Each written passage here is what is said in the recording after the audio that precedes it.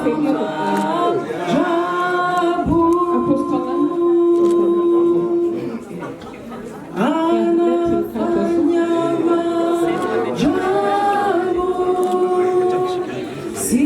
with Director Elijah. And also today, actually, I was reminding Director Elijah that I actually want to tell you guys, I have very few closing remarks. Mengi niongelewa kuhusu graduates. Hiyo ni congressional, be nationalist. Yani hata kama nituseme unajua kuni hapo manana ilikuwa gumu lakini sawa tu. So as I conclude, today is a great day. We came to celebrate the graduates of Hallmark Institute of Professionals who are graduating today. We are also celebrating the 6th convocation and anniversary of this prestigious institution. We also launched a lot of books, 3 books written by this amazing lady, a Kenyan leader, a great intellectual, and a woman of valor, as they say. And you know, I'm a crusader for women empowerment.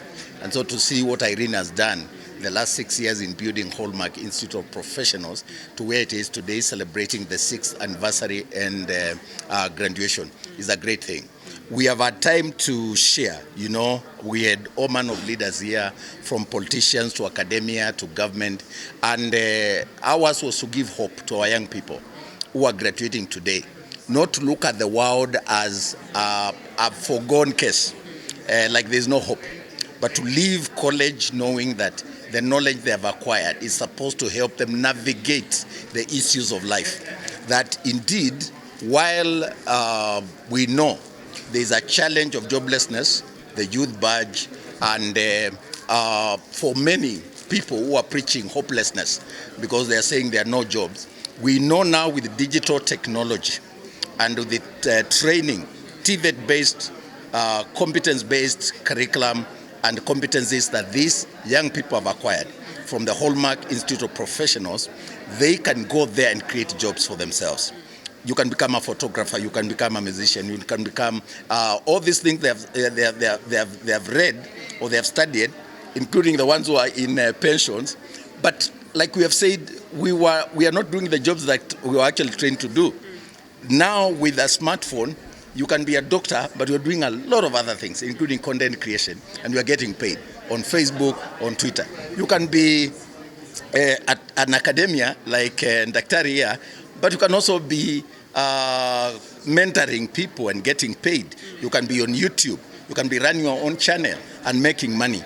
And wonder why young people to open their eyes as they live here. That's a challenge we're giving them. Where are the jobs? Not because they are not there, but where are they? And locate them. And the only way to locate them first is to have good contacts, good networks, social capital, to have the ability to ask questions, to knock doors. The worst that can happen is to be told no.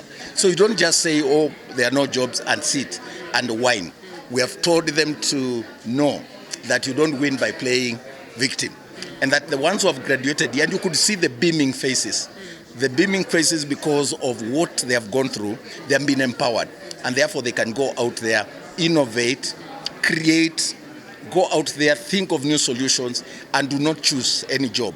Because right now, what the world requires are people who are responding to the gaps that exist in the job market, who are responding to the solutions that are needed to make our country a better place. And all of us doing the little things that we can do, we can contribute to the national development.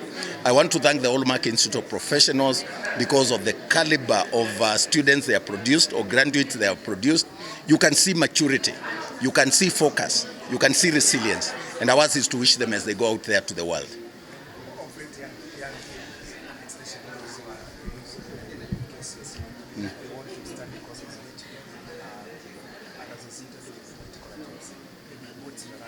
That is no longer the case, really. Even us, someone like me who left, who did the first degree more than 30 years ago, we are not doing the jobs that we were we undertook, the courses that we undertook. When you get the education, like they say, it's the power to read. And therefore your focus should be on what can I do using what I have within my environment to respond to the needs of the people. When I left university myself, I started a butchery in Githurai. and I used to live in Githurai, and I started a video library. And I grew from there. You know, when I got my job at The Nation, I was writing for Taifa Leo. And I ended up becoming a writer for all the subsidiaries of The Nation, and ended up becoming the Secretary General of Kenya Union of Journalists, later Director of Information, Secretary of Information. And now what I'm doing. In other words, kunjituma. Kunjituma. Don't choose. You never know where you will, where God will place you to make a difference. So mine is to tell them, don't be choosy. Yes, there is a particular course that you have studied, but as you go out there, go knowing that there are gaps, there are needs, there are solutions that are needed. This country needs people who are responding to those gaps and using the knowledge that you have had, that you have acquired in a college like this, then go out there and see how you can respond to those needs. And my recommendation would be, we are living in a digital world. This digital technology is a plus in terms of job creation. And therefore, we should find ways and get mentorship and go to add knowledge and skills around how to utilize those platforms, YouTube, TikTok, Facebook, even to pass information. You can become even an influencer, and you are promoting events like this. You can become a DJ. You can be a doctor, but you're a DJ. You can be a doctor and you're a musician. So let us not choose. Kwa majina naitwa Irene Nyaga Elijah. Mimi ndio Managing Director wa Hallmark Institute of Professionals, na pia I am the lead coach for the Thrive 360 degrees, where we do holistic wellness, mentorship and coaching. Today is a great day at the KICC, and I just want to say thank you all for coming. We were doing a fivefold event. One, we were celebrating Hallmark Institute of Professionals at 6 years. This institute is a COVID baby, and today we turn 6, and we are grateful for that. Number two, at Hallmark, we were also doing graduation for a few that have been learning with us, and so it was a graduation as well. Number three, we were officially launching the brand Thrive 360, where we do holistic wellness, coaching and mentorship for the women, for the youth, for the teenagers, as well as the professionals. So that was being launched today. Over and above that, we were launching officially my 3 books. The first book has been in the market for about 1 year. It's called Beyond the Grades. And today I have added 2, and today we have officially launched the 3 of them. So there is Beyond the Graduation, Beyond the Grades, which is my first book. And then we have the Beyond the Graduation, and we have Woman, Finance and Purpose. And finally, we were officially launching a resource mobilization platform where partners and like-minded partners can partner with us so that we can support as many people who want to learn with us, but they are limited simply because of their finances. Thank you.